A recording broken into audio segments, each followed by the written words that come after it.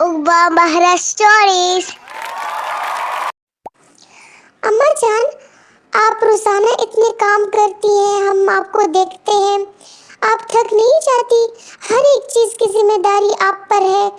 आप ऐसा करें कि किसी काम वाले को बुला ले, बस उनको दे दे सारे काम जितने भी हैं, आप आराम किया करें। ठीक है अम्मा जान? अरे उकबा, आपकी बातें सुन के तो मुझे बहुत ज़्यादा हंसी भी आई और मुझे बहुत खुशी भी हुई कि आप इतने छोटे से हो और मेरा इतना ख्याल रखते हो। बेटा, काम वाली तो हज़ार मिल जाएंगी और काम वाली जो होंगी उनका तो फ़ायदा भी होगा, क्योंकि हमारे इस माशरे में जहाँ पे कहीं पर अमीर लोग हैं, साहिब इस्तेताअत हैं, तो वहाँ पर बहुत गरीब लोग मोहताज भी हैं। तो ये तो अच्छी बात है कि किसी काम करने वाली को मैं रख लूँ, उसको मैं महीने की तनख्वाह दूँ तो उसका फ़ायदा होगा। लेकिन बच्चे, आपकी ये बात कि आप अपना सारा काम उनको दे दें और आप आराम करें, तो ये गलत बात है। हमें किसी की मजबूरी से फ़ायदा नहीं उठाना चाहिए और जितना मुमकिन हो सके, जितने काम हम खुद कर सकें वो हमें करने चाहिए। और ये काम जो होते हैं ना, ये बदन को एक्टिव रखते हैं, सेहतयाब रखते हैं। फिर तो आप एक जगह पे बैठ जाओगे, आप काम नहीं करोगे तो एक्टिव कैसे रहोगे? आजकल जो मोबाइल है, मोबाइल का दौर है, हर एक चीज़ हमें मोबाइल में मिल जाती है। यहाँ तक कि अब तो एक्सरसाइज का तरीका भी मोबाइल में ही बताया जाता है। तो बच्चे, इसका क्या नुकसान है? इसका ये नुकसान है कि मुसलमान कमज़ोर होते जा रहे हैं, उनको कमज़ोर किया जा रहा है जिस्मानी तौर पर, ताकि बस वो ढीले ढाले हो जाए, सुस्त बैठ जाए, जिहाद के लिए कदम ना उठाएं और गैर मुस्लिम के ख़िलाफ़ कोई इक़दाम ना करें और किसी को तबलीग ना दें, किसी को दावत ना दें, अच्छी बात ना करें। बस यही समझे कि मोबाइल में तो हमें सब कुछ मिल जाता है। तो इसलिए बेटा, जितना मुमकिन हो सके हमें ख़ुद को एक्टिव करना चाहिए और तमाम बोझ किसी और पे नहीं रखना चाहिए। तो बच्चे, अब ये बात तो बड़ी की बहस बहुत तवील है, मैं कहानी शुरू करती हूँ।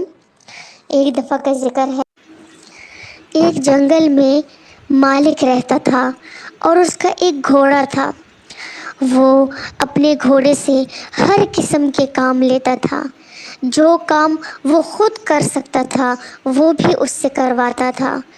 सुबह सवेरे उसको उठा के खाना थोड़ा देता था, क्योंकि वो उसको ये कहता था कि जितना थोड़ा खाना खाओगे तुम्हारे अंदर और तलब पैदा होगी और तुम जल्दी जल्दी काम करोगे, क्योंकि तुम्हें इंतज़ार रहेगा कि दोपहर का खाना तुम्हें मिलने वाला है। बस चारा दे के उसके ऊपर बहुत ज़्यादा लकड़ियाँ रख देता था और ख़ुद भी उसके ऊपर सवार हो जाता था और फिर उसको गांव जाने के लिए कहता था। वो इसी तरह ही आहिस्ता आहिस्ता जाता, क्योंकि वो थक जाता था, लेकिन मालिक उसको ज़ोर ज़ोर से मारता कि ये बहाने मुझसे मेरे सामने नहीं चलेंगे, तेज़ चलो, अपने कदम तेज़ करो। बस वो बेचारा बेज़ुबान जानवर मजबूर था, चलता गया और वक्त यूं ही गुज़रता गया कि एक दिन ऐसा हुआ कि उसी मालिक का दूर का कोई दोस्त आया। वो जब आया उससे मिलने और उसकी ये हरकतें देखने लगा कि वो इतना जुल्म कर रहा है घोड़े पर, तो वो कहने लगा, ऐ मेरे दोस्त, ये मैं क्या देख रहा हूँ? तुम एक बेज़ुबान जानवर पे जुल्म कर रहे हो। अरे ऐसा ना करो, जितनी उसकी ताकत है उतना ही उससे काम लो। तुम तो सेहतमंद हो, तुम्हारे दो पाँव, दो हाथ हैं, तुम वो काम तो खुद करो जो तुम कर सकते हो। मालिक बोला, अरे अरे जाओ, मुझे ना समझाओ, मुझे सारी चीज़ों का इल्म है, मुझे सब कुछ पता है, बस मुझे मेरे हाल पे छोड़ दो, मैं बहुत आराम से ज़िंदगी गुजार रहा हूँ। और ये जो घोड़ा है जिसको तुम बेज़बान जानवर कह रहे हो, मैं इसको हर किस्म की आसानियाँ आसाइशें देता हूँ, समझ आ गई? बस इतने में थोड़ी और बातें हुई और वो दोस्त चला गया। گھوڑا روزانہ یہ سختیاں برداشت کرتا اور حد سے زیادہ لکڑیوں کا بوجھ اٹھا کے گاؤں جاتا، پھر مالک وہ لکڑیاں بیچ کر راشن خریدتا اور پھر وہ گھوڑے پہ سوار ہو کے راشن کے ساتھ واپس گھر آتا تو اس میں سے کچھ راشن وہ جنگل والوں میں تقسیم کرتا اور پھر پیسے کماتا۔ لیکن گھوڑا بہت تھک جاتا تھا کیونکہ وہ گاؤں سے جنگل، جنگل سے گاؤں، سامان کا بوجھ اٹھاتے اٹھاتے تھک جاتا تھا۔ ایک دن گھوڑے کو بہت غصہ آیا، بہت غمگین ہوا، کہنے لگا کہ میرے مالک کو تو ذرا بھی احساس نہیں ہے، تو میں ایسے کرتا ہوں کہ بس اب ان کو سبق سکھانا ہی چاہیے۔ اب وقت آ گیا کیونکہ بات میرے برداشت سے باہر ہے، میں اور کام نہیں کر سکتا، یہ مجھ سے زیادہ کام لیتے ہیں، میری صحت خراب ہو رہی ہے۔ چنانچہ ایک صبح جب مالک اٹھا اور گھوڑے کو آزاد کیا اور اس کے بعد جب چارہ تیار کرنے کے لیے گیا، واپس آیا تو گھوڑا موجود نہیں تھا۔ مالک پہلے تو بہت پریشان ہوا، پھر بعد میں سوچنے لگا کوئی بات نہیں، ویسے ہی ادھر ادھر چلا گیا ہوگا، لیکن جب آئے گا تو میں اس کی خوب خبر لوں گا کیونکہ وہ میری اجازت کے بغیر گیا ہے۔ بس بچوں، اسی طرح دوپہر ہو گئی، دوپہر سے عصر، عصر سے مغرب اور مغرب سے شام، شام سے رات، اسی طرح ٹائم گزرتا گیا کہ دوسری صبح آ گئی۔ مالک بہت پریشان ہوا کہ یہ گھوڑا آخر چلا کہاں گیا ہے، میرا تمام کام رک گیا، اب میں کیسے لکڑیاں لے کر جاؤں گا اور کیسے کماؤں گا؟ ایک دن کا، 2 دن کا کھانا تو میں کھا لوں گا، لیکن اور دن میں کیا کروں گا؟ بس بچوں، وقت گزرتا گیا، تیسرا دن، چوتھا دن، 5واں دن، آخر میں مالک کے ساتھ جتنا بھی راشن تھا، جتنی بھی لکڑیاں تھیں، آہستہ آہستہ ختم ہونے لگی۔ بس مالک گیا درختوں سے پھر لکڑیاں کاٹنے اور لکڑیوں کو جمع کر کے ایک چادر بچھائی، اس میں وہ تمام لکڑیاں رکھ دی اور پھر وہ اپنے کندھے پہ رکھ کے وہ چادر چلنے لگ گیا۔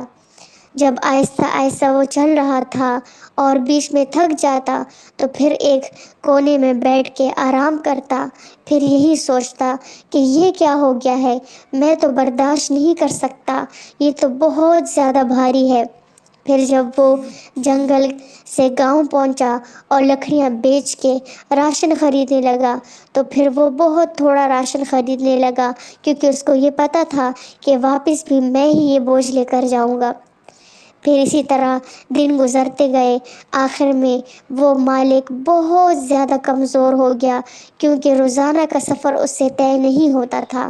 پریشان، بہت پریشان، بے بس، لاچار، آخر میں مالک نے یہ سوچا کہ اب میں کام نہیں کر سکتا، بوجھ نہیں اٹھا سکتا، لیکن مجھے زندہ رہنے کے لیے کچھ نہ کچھ تو کرنا ہوگا۔ بس وہ دوسرے گاؤں گیا اور وہاں پہ کسی سے بات کی کہ مجھے آپ کام دلا دیجیے۔ اس آدمی نے کہا ٹھیک ہے، میرے پاس کام ہے، تم میرے گھر آ کے چوکیداری کرو گے اور میرے تمام جانوروں کو سنبھالو گے اور میرے گھر کی صفائی بھی کرو گے۔ یہ آدمی راضی ہو گیا۔ جب یہ آدمی اس کے پاس گیا تو دن بھر اتنے کام تھے کہ بچوں وہ اور بیمار ہوتا گیا۔ ایک دن اس مالک نے اس آدمی کو کہا کہ آج میری بیٹی کی شادی ہے، رات تک اس گھر کو تمہیں صاف کرنا ہوگا۔ وہ آدمی شروع ہوا صفائی کے لیے، بس آخر میں وہ کچھ نہ کر سکا اور بیٹھ گیا۔ جب رات کا وقت آیا تو مالک نے پوچھا کہ گھر تو آدھا صاف ہے آدھا گندا، تم نے کیوں میرے حکم کی تعمیل نہیں کی؟ ڈنڈا اٹھایا اور اس کو خوب مارا۔ بس وہ آدمی اس کی نوکری چھوڑ کے چلا گیا، واپس آ گیا اپنی جگہ پہ اور خوب رویا، گر گرا کے اللہ پاک کے سامنے معافیا مانگنے لگا کہ یا اللہ، یہ میں نے کیا کر دیا، ایک بے زبان جانور پہ اتنا ظلم اتنا ظلم کیا کہ اب جب میں ان چیزوں سے، ان مرحلوں سے گزر رہا ہوں تو مجھے یہ یقین ہو گیا کہ واقعی میں نے گھوڑے پہ، اس بے زباں معصوم جانور پہ بہت ظلم کیا، میں نے اس کو بہت تنگ کیا اور اس کی صحت خراب ہوتی گئی، مجھے احساس تک نہ ہوا۔ جب یہ تمام باتیں مجھ پہ گزری تو اب مجھے پتہ چلا کہ واقعی میں وہ بہت مظلوم ہے اور اس کی بد دعا لگی ہے۔ یا اللہ آپ ہی رحم کیجئے، مجھے احساس ہو گیا، بس میرا گھوڑا مجھے واپس کر دیجئے تاکہ میں اس کا خوب خیال کر سکوں، خوب خیال رکھ سکوں۔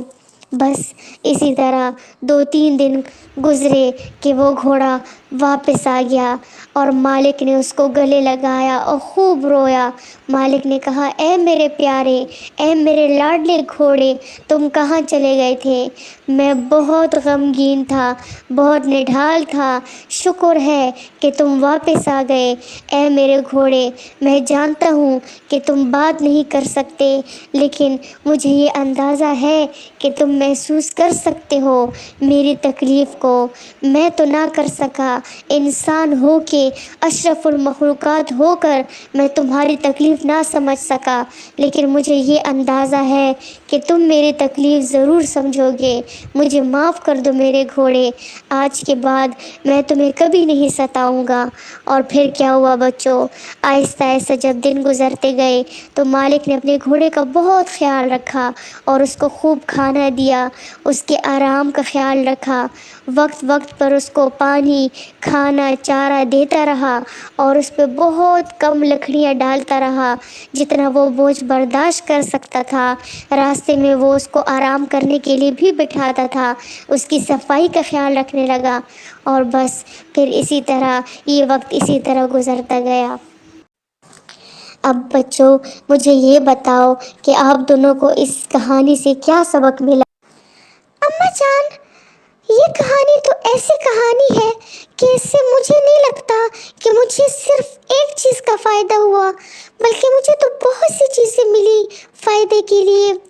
پہلی بات تو یہ اماں جان کہ ہمیں مظلوم کی بد دعا سے بچنا چاہیے، چاہے وہ انسان ہو چاہے وہ جانور ہو۔ دوسری بات یہ کہ ہمیں کسی کی محتاجی کا، کسی کی بے بسی کا ناجائز فائدہ نہیں اٹھانا چاہیے۔ اور تیسری بات یہ اماں جان کہ ہمیں کسی کی بھی طاقت سے زیادہ، استطاعت سے زیادہ اس سے فائدہ نہیں اٹھانا چاہیے، اس سے کام نہیں لینا چاہیے۔ اور اماں جان آج تو ہمیں خود ٹیچر بھی بتا رہی تھی کہ قرآن پاک میں اللہ پاک فرماتے ہیں، اعوذ باللہ من الشیطان الرجیم، بسم اللہ الرحمن الرحیم، لا یکلف اللہ نفسا الا وسعها، کہ اللہ پاک کسی کی بھی برداشت سے زیادہ اس کو تکلیف نہیں دیتا۔ تو پھر ہم کون ہوتے ہیں کہ ہم کسی کی ناجائز فائدہ اٹھائیں اور اس کو ہم زیادہ سے زیادہ تکالیف دیں۔ بس مجھے تو یہی سبق ملا اماں جان۔ ہاں جی، ہاں بیٹا، یہی سبق ہے۔ اور عقبہ آپ بتاؤ، آپ کو کیا سبق ملا؟ اماں جان مجھے تو یہ سبق ملا اس سے کہ وہی بات جو مہرہ نے کی، میں بھی یہی کہنا چاہوں گا کہ جب تک ایک چیز ہم پر نہ گزرے تو ہمیں اس چیز کا اندازہ عورت کے معاملے میں نہیں ہوتا۔ جب معاملہ مالک پر پہنچا، مالک سے ہو کر گزرا، تو پھر اس کو پتہ چلا کہ واقعی ہی میں نے بہت ظلم کیے۔ لیکن اماں جان ہر وقت ہمیں اس چیز کا انتظار نہیں کرنا چاہیے کہ ہم پر گزرے تو ہم محسوس کریں، کیونکہ ہم اشرف المخلوقات ہیں، اس لیے ہمیں اپنے انسان ہونے کی قدر کرنی چاہیے، اشرف المخلوقات ہونے کی قدر کرنی چاہیے، اور ہمیں جو نعمت ملے ہمیں اس کی بہت قدر کرنی چاہیے۔ تو فرینڈس، آپ بھی ہمیں بتائیں کہ آپ کو اس کہانی سے کیا فائدہ ملا، اور ساتھ ساتھ میں ہم نے اور بھی بہت سی کہانیوں سے فائدہ اٹھایا، اور ہماری پیاری اماں جان نے ہمیں بہت سی کہانیاں سنائی ہیں، تو آپ وہ بھی دیکھیے اور ضرور ہمیں بتائیے گا۔ لیکن دیکھنے کے لیے چینل کو سبسکرائب ضرور کیجیے، لائک بھی کیجیے اور شیئر بھی کیجیے۔ اللہ حافظ۔ Like, subscribe, and press the bell icon.